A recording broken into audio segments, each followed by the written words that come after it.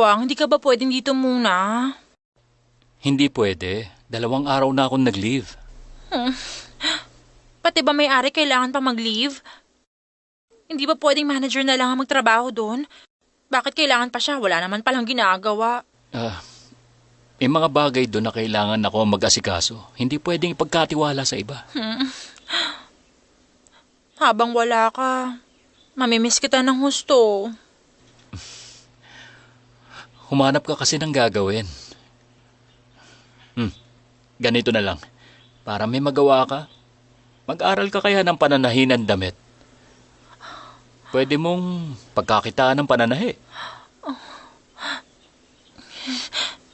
Guang, hindi naman ako alipin para humingi ng trabaho sa iba. Hindi. Hindi ka naman gagawa ng trabaho na gaya sa alipin eh. At isa pa, hindi ko alam kung sapat bang kikitain doon. Huwag kang mag-isip ng ganyan, Lamyong. Sa bawat isang satang na itatabi mo, aabot din yun ng 1,000 pag nagtagal. Guang, imbis na makinang ibili mo sa akin, refrigerator na lang sanang ibili mo, ha? Sige na, Guang. Para naman, hindi na ako araw-araw mamimili dun sa palengke. Pag may ref ako, mag-i-stock na lang ako ng pagkain. Sige na naman, Guang. Sige na, please. Saka na tayo bumili. Maliit na bagay lang ang hinihingi ko. Pero hindi mo pa mabigay. Sinasaktan mo ang kalooban ko. Sige na. Okay. Kaya lang, sa 1 linggo na tayo bumili, ha? Talaga?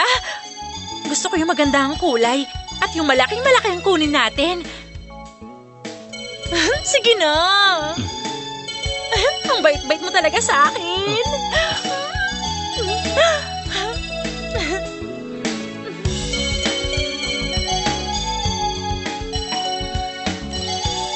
Nag-iisip ako kung kailan ba tayo kukuha ng kasambahay. Ang laki-laki kasi ng bahay natin at hindi ko kaya linisin mag-isa.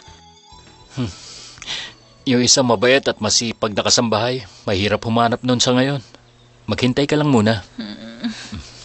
Hanggang kailan pa ba ako maghuhugas ng pinggan at maglalaban ng mga damit ko? Bahay naman natin yan. Sino pa ba mag-aasikaso sa bahay natin kung hindi tayo rin? Tama. Alis na ako. Guang, Hmm. matatagalan ka pa bago bumalik dito. Pwede ko bang imbitahan ng pamilya ko para may makasama ako? Oo naman. Bakit naman hindi? Bahay mo yan, Lamyong. Maraming salamat, Guang.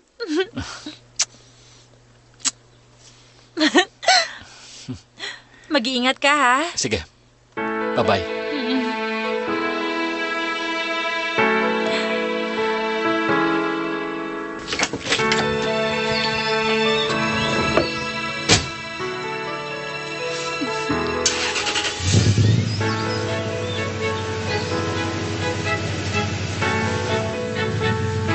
Bye-bye.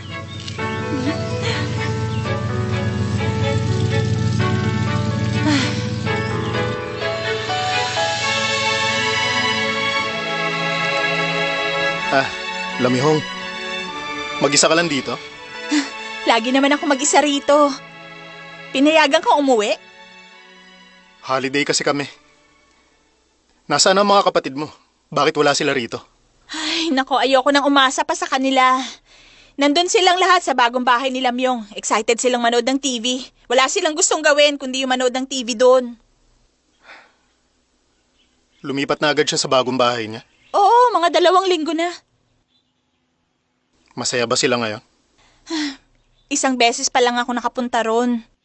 Parang okay naman sila doon. Ang laki-laki ng bahay niya. Pero ang hindi maganda, ang dumi-dumi at sobrang gulo. Puro bakat ng paa ang sahig niya. Yung bagong asawa niya. Bihira lang siya doon. 1 beses 1 linggo pumupunta. Pag alam na niyang uuwi na yung asawa niya, yung buong bahay pinapalinis niya kilapan at pang.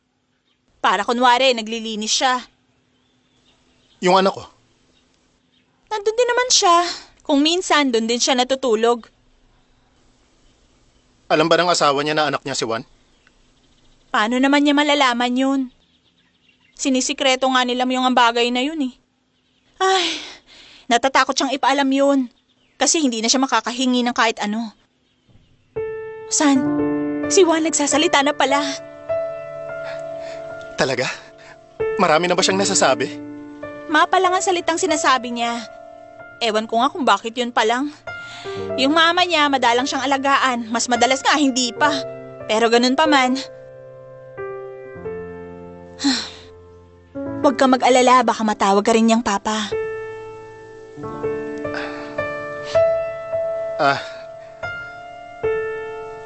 Heto, pakibigay na lang to kay Lamyo.